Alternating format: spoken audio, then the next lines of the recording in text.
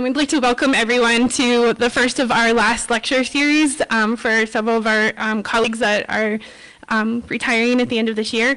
Our first is going to be Dr. Peter Ehni, who earned his bachelor's at Wheeling College, now Wheeling University, and his PhD at the University of Maine. He previously taught at Wheeling University and joined Bethany in 2019. We are very honored that he chose to come to work for us and helped us out during a time in which we needed someone with a background in math and sciences. He's taught our geology classes and our GIS classes in addition to kind of my go-to for any math that I needed at the time. So very appreciative of that and all of his work he's done here. And I also want to point out his work with Scouts of America. He's done work as a Scoutmaster executive for the local council and staff at Jamboree. So no further, welcome Peter to your last lecture.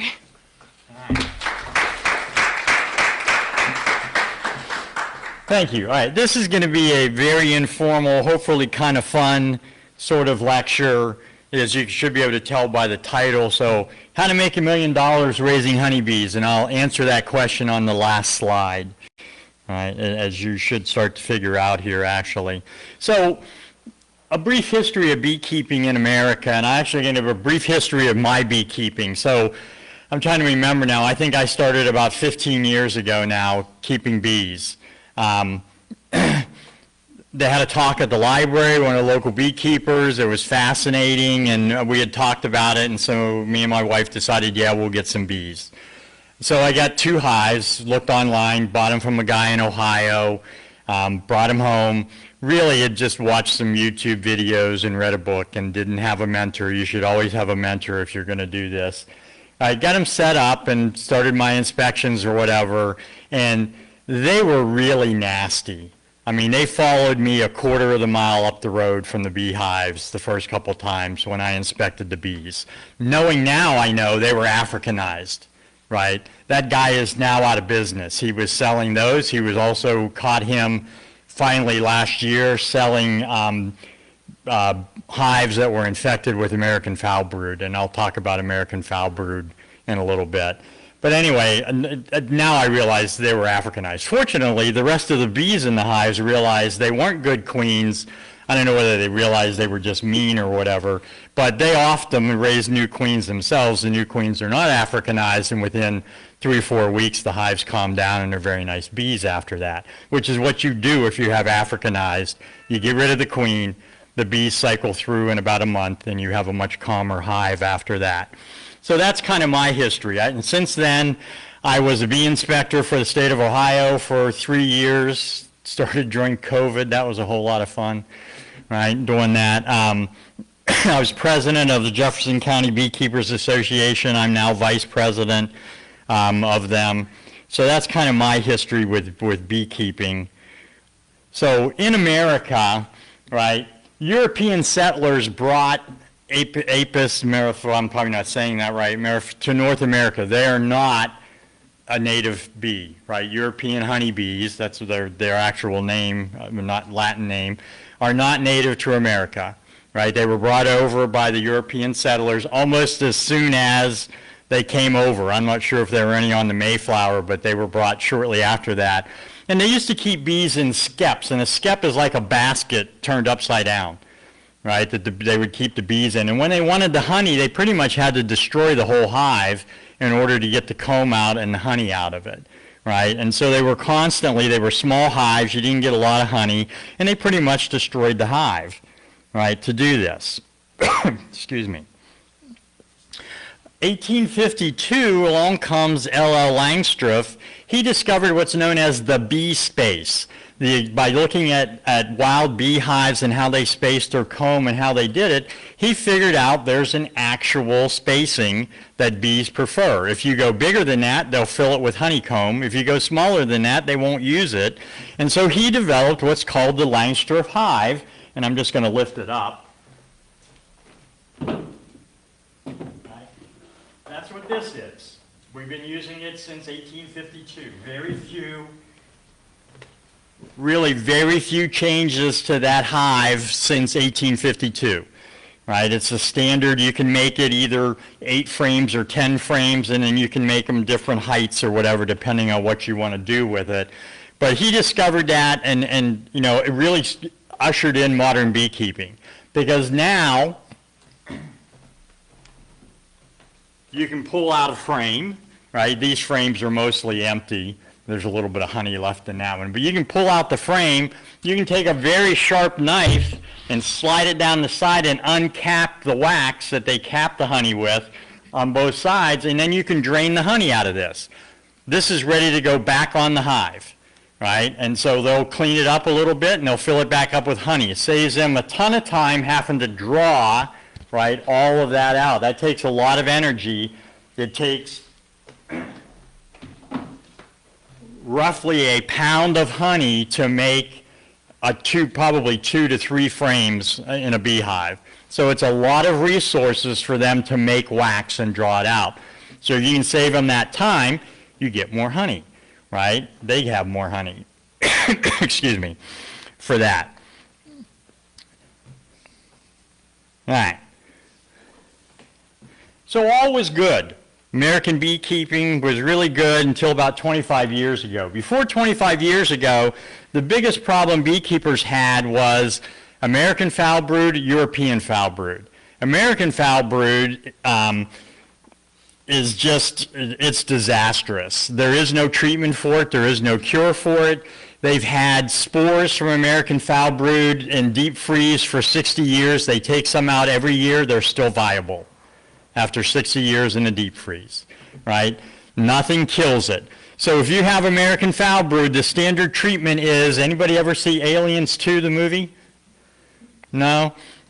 You nuke them from space, right? If you have American foul brood, you dig a hole in the ground, you throw the hives in, you throw gasoline, and you burn it to ash. That's the only way to get rid of it. You lose everything. You cannot reuse the frames. You cannot reuse anything. It's all infected, right? You burn it to get rid of it, right? A European foul brood can be treated with antibiotics, right? And so it's not as bad. But then 25 years ago or so, along comes tracheal mites, right? Came in, and they essentially pretty much wiped out American beekeeping for a couple of years until they realized what they were. We came up with some treatments for tracheal mites very quickly. And beekeeping came back. The treatment for tracheal mites is very simple. In fact, nobody even treats for them now. Was very simple. They came up with some from natural oils or whatever that clogged up the mites' pores, and it killed them or whatever, and it didn't do anything to the bees. Then comes varroa mites, right? That come out of an Asian mite that came over, and they feed. We initially thought they fed on what we'll call the blood, bees' blood at the hemolymph. It turns out it's not. Actually, it was a graduate student 4 years ago now, I think, in his graduate thesis realized that they're not feeding on that. They're feeding on the fat bodies of the bees, which weakens them, takes away their energy. But the worst part of varroa mites is they vector, I think we're up to 16 or 18 different diseases they'll carry in. So it's like getting bit by a mosquito. No big deal, except that the mosquito might have malaria or whatever other disease that it gives you from that. That's the real problem with varroa mites. So you have to control varroa to control all the other diseases. And so we have all kind of treatments. Varroa led to, everybody probably heard of colony collapse disorder that struck 5 or 6 or maybe 10 years ago now. But it was due to lack of treatment. So there's a whole number of various treatments now for varroa. The most amazing thing is there's a group of bees in the Catskills that are essentially isolated from human-raised bees, from cultivated bees. And they were doing, Cornell was doing research on them. Initially, varroa almost wiped them out, but within 15 years, they've evolved varroa resistance, which is tremendously fast for evolution to occur.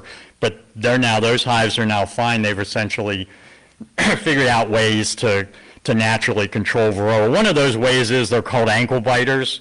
Bees will bite the varroa and they bleed to death, right? They just bite a hole in one of their legs or whatever and the varroa bleed out.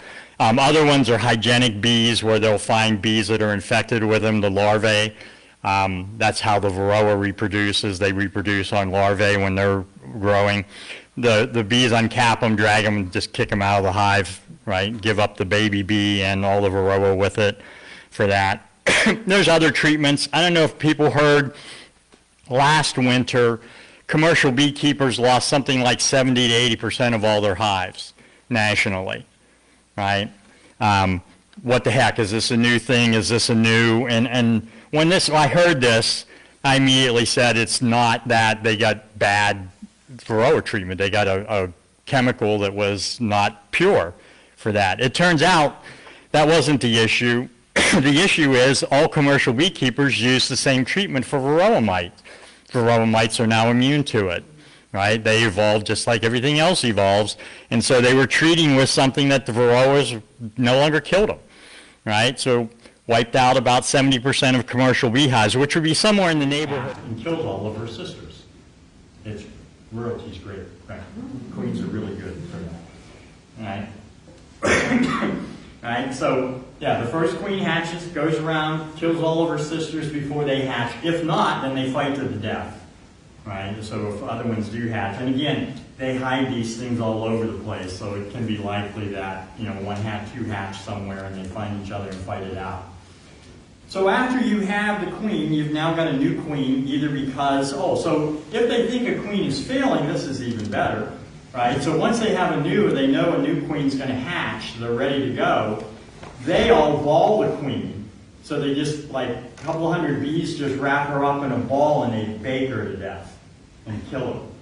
Right? They don't sting her, right? They just overheat her until she dies and then throw her out, right? For that. And then the new queen. So when a new queen hatches, they're not ready to go. In fact, it takes a week or more of growing in the hive, but then they have to go mate, right? They have to go get mated before they can start laying eggs. So they have to leave the hive to do that. They fly out to what are called drone congregation areas, right?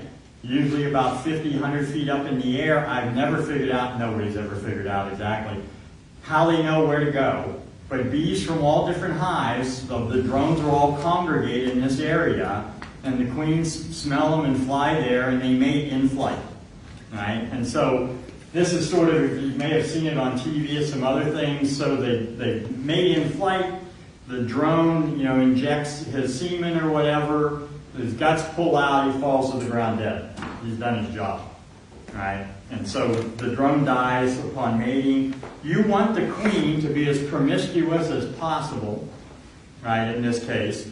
It's funny to say it that way. You want them to mate with 10, 14, 15, 20 different drones if possible, because you've now mixed up the DNA from a number of different hives, right? You want that variability. And I'll see that in a hive. When you open a hive, you notice some bees are really yellow, some bees are really dark, some are a little more banded or whatever. That tells you that the queen has a lot of DNA. Right, a lot of different DNA, and she's raising a lot of different brood. That's very good, right? Excuse me. Having good genetic material and a lot of variability is always good for that. So that's the queen, right? Oh, I should go back 1 second. So once she starts laying eggs, then after she's mated, she can no longer fly. She's gotten fat enough and big enough that she can't fly anymore, right, for that. So what do they do when they want to swarm? They're going to take the old queen with them when they swarm, right? So what do? They stop feeding her. She can't feed herself. She gets skinnier and she's light enough to fly. When she's light enough to fly and the weather's good, then off they go, right? The new queen hatches out, mates, gets fat, and starts laying eggs. How many eggs? In the summer, a queen might lay 1,000 or more eggs in a day, right? In the middle of the summer when you're really, or early spring when you're really trying to build up the hive, she might lay out an entire frame front and back of one of those in a single day. Right? If resources are good, if they're really trying to build up. All right, drones. So drones are the males, right? They're the male bees. They cannot sting. They have no stinger. Bees don't bite, right? And so drones are pretty defenseless, right? can't sting, can't bite. Their only purpose is to mate, or at least that's what people thought. Right? Their only job is to mate a new queen, die, and get out of here. Right? Sort of thing. But now with modern photography and being able to put little cameras inside of hives and that, they realize that drones do some work inside of the hive. Right? So they do a little bit of work. But they, again, they're so big they can't feed themselves. So the workers have to feed them just like they have to feed the queen. Right? For that. But really their main purpose is to mate. Right? So they eat, they fly out, right? And then, you know, if they're lucky and mate, they die. If not, about 45 minutes they have to come back and eat some more and go back out again, right, to mate. But when it gets cold, like the first day of frost in the fall or whatever, off with their heads, right? The workers literally throw them out of the hive, right? They just force them out of the hive and they starve and freeze to death because you're not going to make any new queens in the winter and we don't need you eating our food, right? So, boom, kick them out, right? So Peter, do the males just stand around and supervise? Is that their job?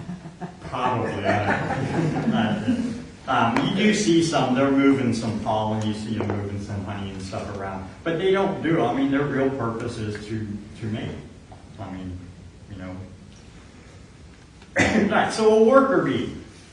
A worker bee life sort of here in a diagram. I don't know how well you guys can see that, how well that shows up. So it takes a bee about 20-ish days to hatch, to be raised from an egg through larva and hatch. So when a bee comes out, the first thing they do for the first couple of days, right, is they help clean the hive. So they clean up stuff and take it out and throw it outside. Dead bees, extra pieces of pollen or whatever, the stuff that's laying around, crap, they haul it out and try to keep the hive clean. Once a bee is born and comes out of the cell has to be cleaned out and gotten ready for the next batch, and so that's what they do for the first couple of days. They clean them out, right?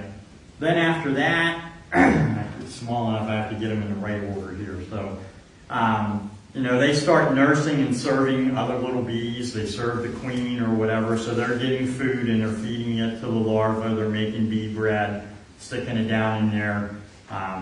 You know, helping to raise the little ones after that. They get a little bit older, so now they're about 12 days old. They'll start fanning in the hive. And fanning is to move air around. If it gets too hot, you got to blow air out. If it gets too cold, right, they're going to try to circulate air around.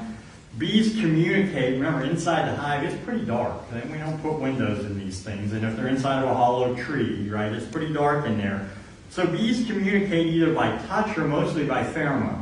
So the queen has her own specific smell, and that's how they know she's there and that she's doing, you know, she's fine and working for them. And then they put out other ones. So if I'm in the hive fooling around, you know, checking stuff or whatever, and I squish a bee, that puts out a pheromone, and now that's the danger signal, and now they're starting to look around for what the heck's going on. Right? So you really don't want to squish one. You don't want to get stung because that releases a pheromone. And wherever they stung you at, they zero in on it, right? So they communicate very well by smell.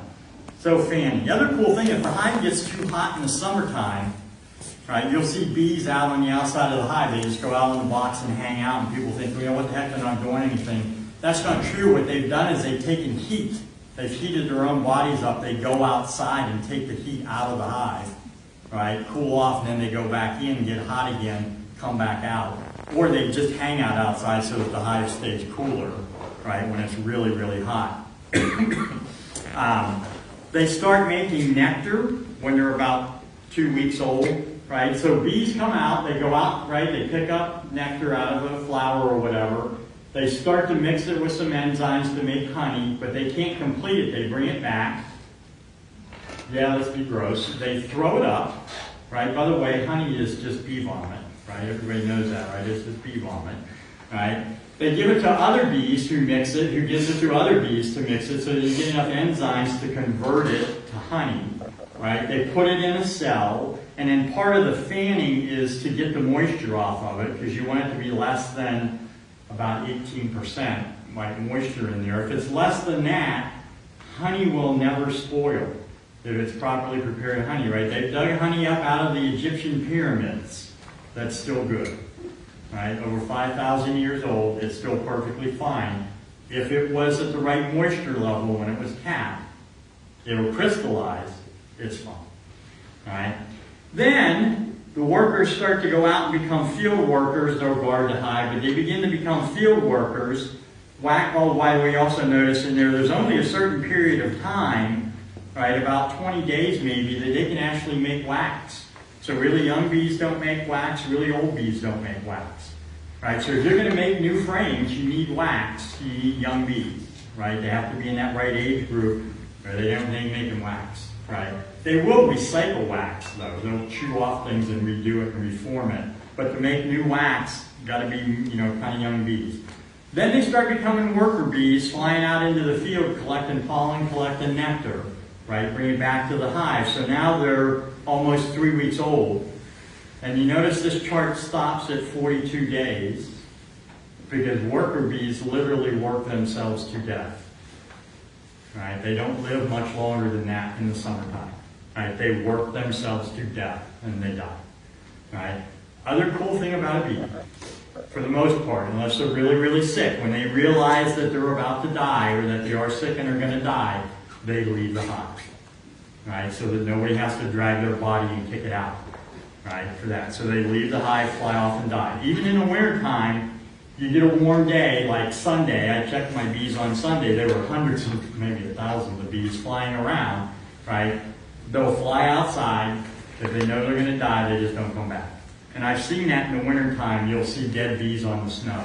Where it was a warm enough day, they flew out, they knew they were going to die. Otherwise, the other thing you see on a winter day on the snow and it's windy is there'll be a line of bees on the ground because the worker bees are dragging the dead ones out, just throwing them out, the wind catches them, and you just get a line of bees on the snow in the ground there. What's the other thing? I want to get my costume here. So when you're going to inspect bees, you put on a bee suit, and I'll show this more later, but I don't know if you guys can see a lot of these brown dots on this and brown dots on the head. So the other thing bees don't do, bees don't go to the bathroom in the hive, right? Unless they're really sick, unless you've got a really ill hive, they do not go to the bathroom in the hive, right? And so if it's below 45 degrees, they also ain't going outside.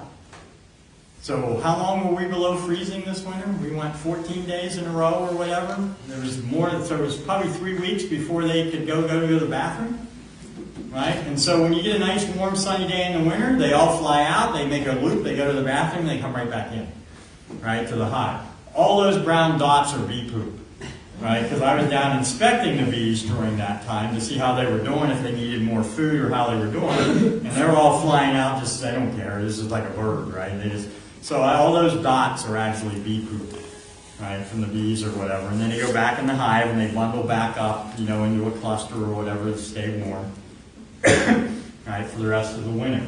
All right, so that's kind of a bee's life. Worker bee works themselves to death, drones mate and die, queens have it pretty good, right, until they decide they don't like you and they kill you, right, or there's a couple of queens and you have to fight to the death for that. All right, so what's it take to be a beekeeper? And again, I'm not sure how well you guys can see all of this there. So we've got, right, your basic beehive there. So you have a bottom board, you have an entrance reducer, you have a box. That's a big box, so that's the box you want them to lay eggs in and raise bees in. You have smaller boxes like that you want honey in, or even smaller boxes. Why do you want smaller boxes? That box, when it's full of honey, weighs 40 to 50 pounds. If you get a big box, it's 60 to 80 pounds. I don't know about you, other than Coda, I don't think we really want to be picking up 80-pound boxes of that.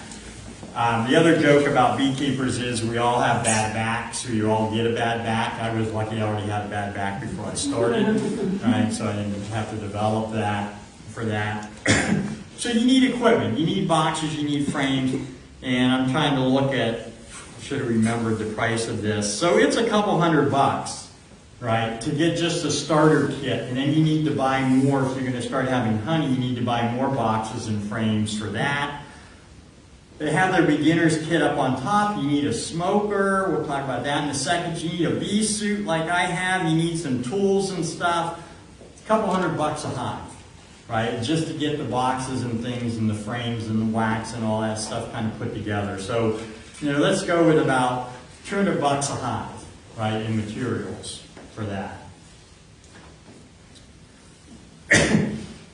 So cost. Right, a hive of bees, if you're going to buy a 3-pound package or what's called a nuke, which will be a little box that will have 3 or 4 frames of bees in it already, so it gets it's quicker. The bees get going quicker, right? For that, $150 to $200, right, a one. So if a commercial beekeeper had 1,000 hives and lost 700 of them last year, he paid 700 times 150 to replace those, right? For that.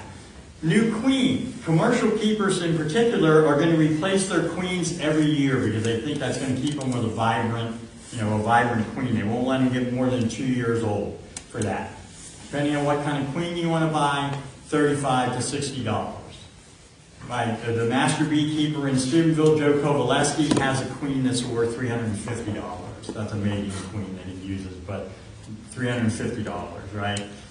So again, if you're going to replace, you got 1,000 hives and you replace the queen every year, you think you need to do that 1,000 times 35, right? Now, even if you're raising your own, there's still that cost to raise your own, right? You've got your time, you have your equipment, you have your materials in order to do that, right? You have to treat. You got to do something to control varroa mite, right? There's a lot of different ones, but that's going to be anywhere from $20 to $50 a year for treatments to keep the varroa under control, right? Feed, if you need to feed them, you need to feed them, right? If you're a commercial beekeeper, I'll talk more about that. You feed them all the time, right? But when I go into the winter time, I don't care how much honey I think they have on the top frame. I put a sheet of paper, I put sugar on that, and I wet that sugar down a little bit. Right, that's emergency food for them to eat, and that's cheap. That's $5, right? I can buy sugar pretty cheap for a hive. You can spend, maybe up to $20 or more a year. I also have these patties that I put on now that have pollen and honey in them, right, for the bees. They're like $2 or $3 a piece. I just put a whole other set when I'm having hives from it, whether they need it or not. If they don't need it, they just chew it up, take it outside, and spit it out naturally. Right? Even if it's good stuff that it's not natural, they know it's not natural, they just throw it out for that. If you move your hives, because you're going to do pollination services, you have to pay for transportation. If you're a commercial beekeeper, right, you're buying semi-trucks. You're renting, I should say, semi-truck loads. My friend now in Caddis that I'll talk about at the end, he's now 2 semi-truck loads. You can get about 400 hives on a semi-truck. Right, so he's 2 semi-truck loads to move bees around. What's that cost? I know they pay a driver 50 to 60 cents a mile, so they're charging you at least $1 a mile, right, for a semi-truck or something like that. Oh, the cool thing about that, though, if you want to drive one of them, you don't have to follow the federal regulations on you can drive 10 out of 12 hours because you're moving live animals, bees that cannot be overheated or out in weather or whatever. They can drive longer than that by federal law. Kind of cool. It's also fun when one of them wrecks. You hear about that on the news every once in a while where there's like 200 broken beehives on the interstate. Everybody's freaking out for that. All right. So how can you make money with bees? Right? There's the costs or some of the costs. How do you make money? All right. So you can sell honey. It's about $10 a pound retail if you're getting good local honey. Right? You maybe get now 40 pounds per hive per year. Right, from that. That's about what, if you're a hobbyist like I am, 40 to 50 pounds off of a hive is a good year, right, for that. If you want to sell that wholesale, it's obviously going to be way less than $10 a pound. You might get $2.50 a pound. Again, my friend, the commercial beekeeper, sold 3 55-gallon drums of honey last year, right, I think at about $2 a pound or something like that. But it was way more than he could use, and he needed to get rid of it. For that. That's a lot of honey for that. Excuse me. All right. So you can do value-added products, right? You can make lip balms, you can make hand creams using the wax or the propolis. They make propolis, I didn't talk about that. So propolis, I might pass this around, people can look at it. Propolis is this stuff that's up here, or down, well, that's some wax on the bottom. So propolis is this stuff here, it's a glue. So they go out and get pine tar and sap and all sorts of things, and they make this stuff, and they use it to seal up holes, and so they were using this stuff so that the frames were stuck together and there was no gap there, mostly just to make it harder for me to take the frame out. Right? But they're sealing it up. If there's actually hive beetles or whatever get in there, they'll run them into this space and then seal them up in propolis and kill them. Right? If a mouse gets in the hive in the wintertime, which happens sometimes, they'll sting them to death and then they'll just cover them in propolis, right, so that they don't disease the rest of the hive. And so sometimes in the spring you open up your hive and there's this kind of brown ball laying there in the corner of the hive for that. So just so you can look, right, at that. So propolis, propolis is a great sort of antibiotic. Right? It has wonderful properties for the bees. It kills a lot of diseases, keeps a lot of viruses and bacteria out of the hive, and so we use it for stuff. And so there'll be throat sprays, there'll be nasal sprays. I use them. I can't swear they work or whatever, but as soon as I feel like I'm getting a cold or I've been exposed to you guys coughing in the classroom on me, I'll use the throat spray, I'll use the nasal spray or whatever. Hopefully it kills anything. It does seem to work. Propolis they'll use in some skin creams too. They think it helps control whatever on your skin. I don't know for that. FDA has not verified any of those sort of things, I'll say, for that. You can make mead, right? Mead is wine honey, right? It's wine made out of honey. And so about a pound of mead, of honey, you can make about 5 gallons of wine out of that. So you can make wine, right? I have some we'll talk about later at the end there. So you can make mead. Sell it for whatever you can sell it for if it's drinkable. Right? I've had a lot of mead, including my own, that's really not drinkable. Right? For that. You can do pollination services. So if you've got, some around your house, they have apple orchard or something like that, they might hire you to bring some beehives in there, usually about 1 or 2 per acre, to make sure that their trees get pollinated well, or whatever. In California, it's almonds. Right? California now has something like the state of Connecticut is nothing but almonds, right, in California. And so in the U.S., last estimate, there's about 2.5 million beehives being kept by which is now finishing. This is mid-August. So the almond pollination is just about done in California. 1.5 million to 1.7 million hives will be in the almonds in California. So you've taken them from all over the country, you've moved them into an area the size of Connecticut or less, right, for a month, and then you move them back out, you ship them back out. They'll pay you about $150 to $225 a hive, right, to do that. But you got to ship them out there, you got to ship them back. It took, finally, about 5 years ago, somebody did what the rest of us already knew. What's the best way to spread a disease? Let's pack all of you in a room. One of you has a cold. Let's put you all in a room and close the doors for an hour, and you're all going to have a cold. Right? And so let's move most of the bees into California, into the almond orchards. Some of them have varroa mites. And now suddenly there were varroa mites all over the United States, and they couldn't understand why. And I'm like, really? Do you ever read a Stephen King novel? Right? Have you ever seen this? Is exactly how it happens. There's no magic to this. It was easy to figure out. Right? But you can make a fair amount of money that way. But remember, you've got to move your bees there, so that's a semi-truck. In California, a lot of them get stolen. They just caught another guy, or 2 guys actually, with $50,000 worth of beehives that they stole out of an orchard, right? Show up in the middle of the night. So you've got to worry about that. You have to feed them while they're out there, so if they're not pollinating the almonds and there's not enough other flowers around, you've got to feed them to keep them healthy, right, for the next pollination you're going to do. But there are people, they'll start in Florida now, they're already in Florida, and they'll pollinate all the way up the East Coast and they'll finish up in July up in Maine doing blueberries, right, up in Maine. That's how they make a living. They just truck their hives up and they make a good living doing that, or can make a good living doing that. But you got to keep them strong, you got to feed them. A lot of things that you're pollinating really aren't the best thing for bees. And so they'll put them into watermelons in Florida now, probably now they're doing watermelons. That's not the best, so you got to feed them to keep them healthy because pollen and nectar from watermelons, this is not great, they have a great nutritional value. Several other things, cucumbers and that as well, they're not really great for that. And so you got to be, watching the health of your bees when you're doing that. All right. You can raise queens yourself and sell them. Right? We said it's $35, $50 a queen, and so if you spend some time, you can raise 20 queens at a time really easily, right? If you've got decent eyesight, because that's the problem. You get a big magnifying glass and you're looking down in that little cone hole there looking for an egg that you have to then pull out with a tiny little forceps thing and put into your own little queen cell.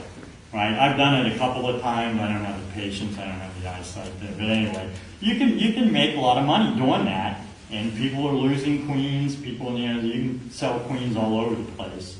Right?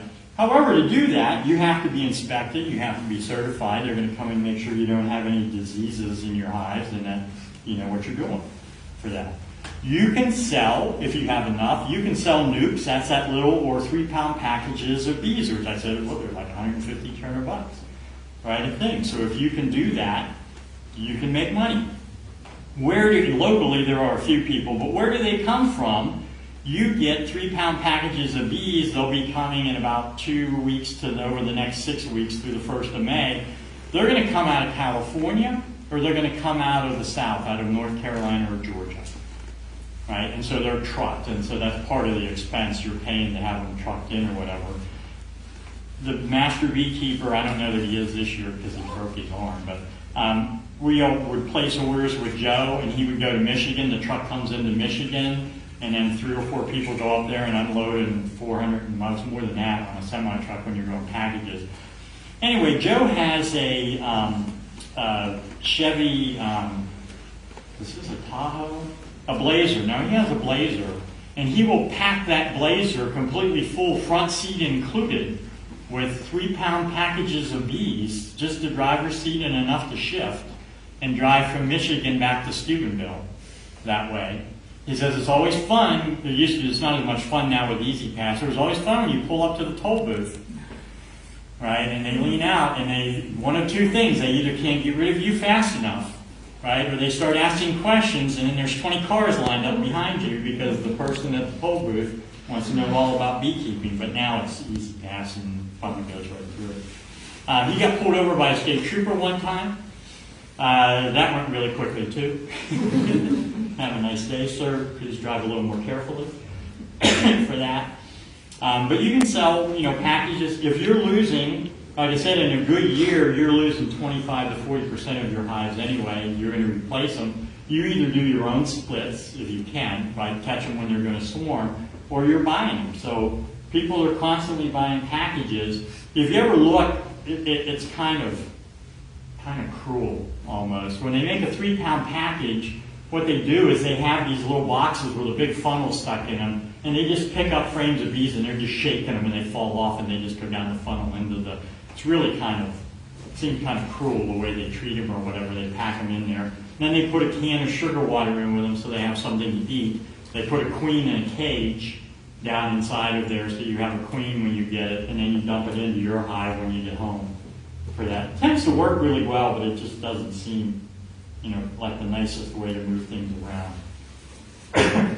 So, if you want to make money, you really need to be a commercial beekeeper. If you're somebody like me, all I'm doing, or the best I'm going to do, is I'm going to sell you some honey, I can sell you some wax. If you want some raw propolis, I can sell you some raw propolis or whatever.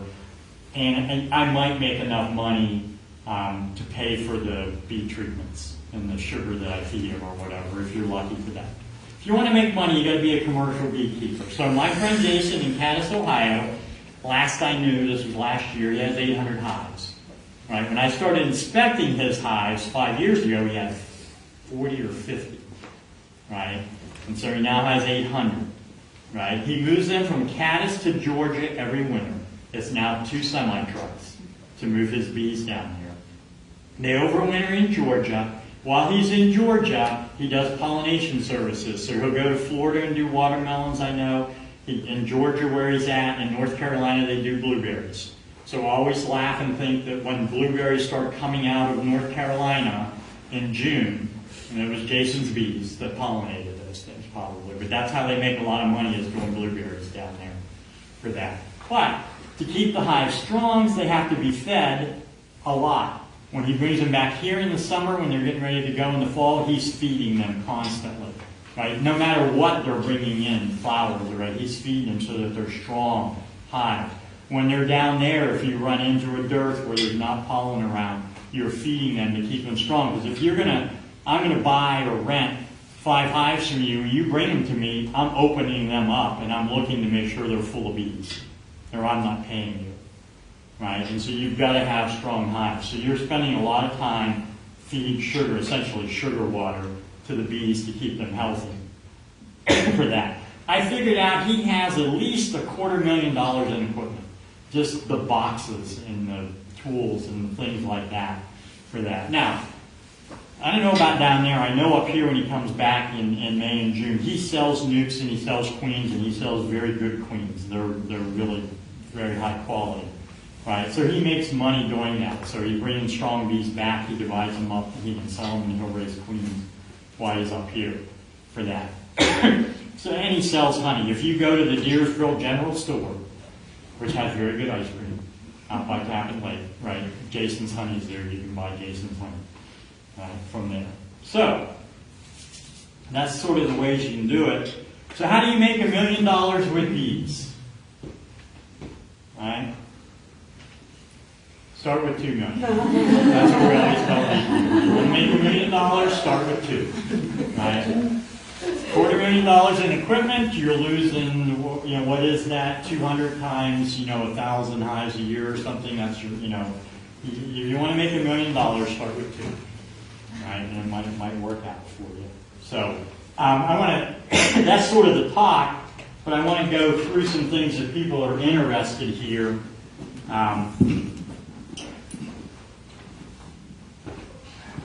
For that, people can come up. So honey is different. There's some pieces of wax up here if you want to look. There's some propolis up here. But I have 4 different kinds of honey. And honey definitely tastes different. And you can be a honey sommelier, right? The best place to do it, my wife wants to do this, is you go to Italy for a 3-week training class to be certified. Yeah, I'd like to go to Italy too for 3 weeks. But they have some classes in the United States. But to judge honey, you sort of need to be certified, and honey has different flavors. And so I have, this is fall honey from this year. So actually this is spring and fall honey mixed together, and I'll talk a little more about that in a minute. All right, this is fall honey from 2 years ago. So fall honey around here is going to be almost exclusively goldenrod, right? Some people really like goldenrod honey. Some people do not like goldenrod honey. I really love goldenrod honey, and my wife really likes goldenrod honey. Right? And you can tell when the bees are bringing this in. You'll be 50 feet from the hives. It has a very distinct smell in the fall, and you're like, goldenrod's running. Right? The problem is the last 2 years, it's not been good. Or 2 years ago, they brought in a lot. We had 3 weeks of rainy, cold weather in early October, and they had to eat it all, right? And they had to feed them like crazy to get them through the winter, right, for that. But goldenrod honey, I think, is very good. This is some honey that Anna brought me back from the Himalayas. I've not even tasted it, but it's Himalayan honey, so I don't know what it tastes like. And then this is a rather unique honey, right, that I bought. Everybody's seen around here Japanese knotweed, a very invasive, pain in the plant that nothing will eat or kill. It does, however, make honey. It's the only thing, as far as I can tell, that it does. Japanese knotweed's only use is it makes good honey. The problem with this honey is, one, you can tell it's dark. That's how you can tell it's knotweed usually. And it crystallizes almost as soon as you put it in a bottle, right? And so I had this on the heat for 3 days to get it back to a liquid so that we could try it. It has supposedly a very distinctive flavor. We can sample that. So I have the 4 different types of honey. Now, this honey, right, is what I got this fall, and I got a lot of it. So I didn't pull off in the spring. I pulled off, so it's spring and fall, it's a mix. However, we had a drought in August, again this year, into September, and I'm like, where are the bees getting honey? They're not, I'm going to have to feed them.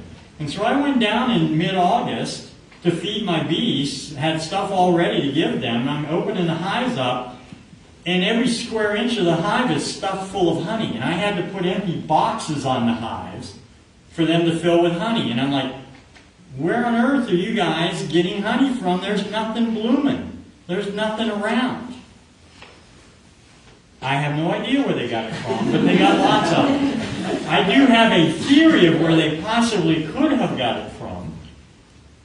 So spotted lanternflies. Oh no. Right? So you've seen it, a couple of trees out here, they slime a tree. Yeah. Right? They chew through it and they're pulling the sap out and they slime a tree. It has sugar in it. Yeah. And we know for a fact in eastern Pennsylvania, they're making honey out of it. There's a guy who was down to about 20 pounds a year. His hives are now making 80 pounds a year. Right? And it's all, he's sure it is all spotted lanternfly. And so he sells it at a higher price because it's spotted lanternfly and that's really cool and whatever. So this could have some spotted lanternfly in it. I don't know. I really don't know, but they were making honey from, I have no idea where on earth they were getting it from. Because there was simply nothing blooming, right, for that. I know, this tastes really good. This is what I put in my tea. So it's a combination of lanternfly pea and bee vomit. Vomit and, yeah, you know. That's great. I don't know. That's what it is. That's what it is. But this guy over in Lancaster County in Pennsylvania sells it at a premium and sells it out. Right? And so he's making a fair amount of money off of that. You know, I thought when you get the 17-year locusts, you should pull them larvae up, dip them in chocolate, and sell them for $5 a piece. Right? You market that as a delicacy, and you'd sell them out in a heartbeat. And by the way, they don't taste bad because I've eaten them. That's not bad. The other thing you can do with honey will crystallize. It's just at some point, this stuff crystallizes really fast, other stuff much slower than that. But you can make sort of like a sourdough starter for this. So if you get some honey that's crystallizing and it's a real fine crystal, a real nice crystal, use it as a starter, put a spoonful of it in a thing of honey like this, put it in, not really cold, but like in the basement where it's cooler, for 3 or 4 weeks, the entire thing will crystallize to the same size. So you've got a nice, so this is literally like butter, right? You can just spread this. I thought I brought that over. I'm not sure where it is now. I thought I had a butter knife in here somewhere. Anyway, I brought some crackers. If you want to spread some on some crackers and try it, we can do that. I have little spoons that you can pour some honey on if you want to try tasting the honey for that. And like I said, different honey definitely tastes different. I mean, you can tell the difference on that. I also have, because it's St. Patrick's Day, right, I have some mead. Now, this is a commercial bottle, right, made by somebody who knows what they're doing, right, and it's flavored, I think this is the black, I brought the blackberry, right, one, and I had this when I bought it a year ago, and it tasted pretty good, right, so this is a commercial. Again, they're making money doing this. This is a bottle that I made, right? I opened it last night and drank some of it because some of them have gone actually bad, right? But this one tasted, you know, okay. It is very dry. Most meads are kind of sweet. This is very dry. And I will tell you it has an alcohol content of nearly 20%. Right? It was a champagne yeast, and I didn't put extra honey in it, and so it's a very high alcohol content. This, I didn't look. They even have it. Yeah, this is 11%. So this is almost double, right, the alcohol. But if people want to try, I have cups. We can open them. We can open this one up. I brought my little thing, and this one's ready to go. If you would like to try them or whatever, come up and look. Other last thing to mention here. So the equipment. So you have the bee suit, right? And the most important thing in the bee suit is what I'm holding. You want your face covered up. You do not want to get stung in the eye, and that's exactly where they're going, right? If they can get it, they're going for the eyes, right? So you want your face covered up. If nothing else, just wear a veil, right, for that. The rest of the suit, this is a half suit. So if I wear this is what I wore when I inspected. You'd be in jeans, you wear this, you just make sure it's tight around your waist so they don't get up the inside, which I've had happen for that, right? And you can inspect your bees. I was telling the kids in class, there's a guy, I don't know if he's still alive, I'm just going to cut, he's a redneck from down south, right, who likes to inspect his bees and film himself wearing just bib overalls, no shirt, no veil, no gloves. He's hilarious to watch because he's constantly getting the living crap stung out of him by the bees, right? But I don't know why he does this.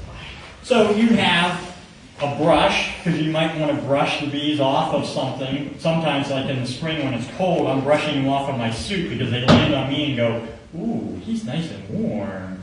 Kind of hang out here for a while, and so you got to brush them off.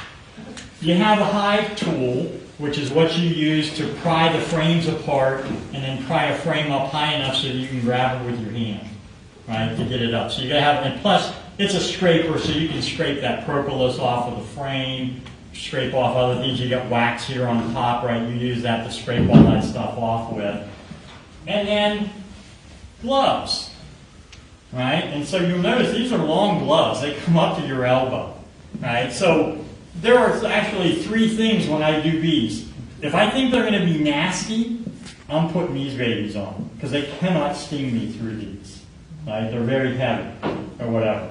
But if you think you're going to be fooling around with the queen, or down in where the queen might be, you're going to put on disposable gloves, like lab gloves we use in lab, very thin, so you're tactile and you can touch or whatever. They can sting you through those, so you want to be careful. But and I know guys that will do it barehanded. Most of us don't want to do it barehanded because you get honey and propolis and stick all over you. And so if you use disposable gloves, when you peel them off when you're done, right, and your hands don't get all covered. You know, Joe takes pictures all the time with his cell phone. He has propolis all over his cell phone because it never comes off, right? Stuff like that. For doing that. But so you can either, again, most don't go barehanded because it just doesn't like to come off. So you use disposable gloves if you really need to get in doing stuff. If you have to undo something, like you're putting a treatment on, you got to peel the aluminum foil off of it, you ain't doing that with this glove on. Right, so you wear a thinner glove so you can get in here and do that kind of stuff. You have a smoker, right? And so you'll put some pine shavings or something down in here, set it on fire so that it's just smoking. You can blow smoke. You blow smoke on the bees, that calms the bees. That doesn't calm the bees. Bees communicate by scent. I just blew a bunch of smoke in there. They have no clue in the world what's going on, and their normal state is to be happy. Right? And so if you smoke them, they just don't know what's going on, and they don't know to be mad. And so it doesn't calm them. They're already calm, right? In fact, if they get wound up, the smoke usually doesn't do a whole lot of good because they're wound up and they know they're wound up, and now they think there's a fire right, in the hive, and that just gets them even more wound up. So I don't even use the smoker most of the time because in the spring especially, it's windy, right? It didn't do anything anyway. It didn't go into the hive. You're trying to blow it down, or you're trying to do this down into and the wind's just blowing it away. And if you just be gentle, right? When you're going to go into a hive, you move slowly, you move calmly, right? And the bees are generally fine. When they get wound up is when, and this always happens, you're doing this, it's really heavy frame and it catches you, you do that. And now those bees at least are all pissed off. Right, that's you. One of the other things you can do, which is sort of like when they make a package though, if I need this frame and I need no bees on it or whatever, and you just knock them off and that stuns them, and for a few seconds they don't fly up because they don't know what's going on, and then usually they don't fly up because now they remember what happened to them or whatever. Right? And so that's a way of doing it. You just want to be careful. If I do this, I'm looking, I do not want to do that to the queen because I do not want to take the chance that the queen's on there and I damage her. Right? When I'm putting a frame back in, you're squeezing them. There's barely enough room in here for them to fit. You want to make sure the queen's not on this one or either side of the other one. You do not want to smash the queen, right? Because now you're out buying a queen, right? Which, by the way, may or may not even work, right? Because if I smash the queen, I now call Joe, I need a queen. You got a queen? Yeah, come up and get it, right? Within a couple hours, they know there's no queen in there, right? They start raising one. They're going to take one of the last, hopefully, a brand new egg and try to raise a queen. I now put a queen in there in a cage for a couple of days so that they get used to her scent, right? They may decide, no, we already got one coming. Don't need you. You let her out because you think they're fine, and they ball her and kill her. And you just put $35 in. I've had that happen a couple of times. You put $35 down the drain, right, for that. So you want to be very careful not to kill a queen. You're always going to smash a bee or two when you're in a hive. If there's 40,000 bees in here, I'm going to smash one or two of them. This is right? This is going to happen. Got it. But you just be calm, gentle, move slowly if you can or whatever, right? And that, you'll be fine. All right, so if you want to come up, if you want to try some things, we can. This frame I did pull up, if you want to look, when you come up, you'll notice there's some things that are capped.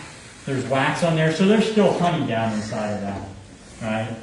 So there's still a little bit of honey in some of those frames. So, yeah, thanks everybody.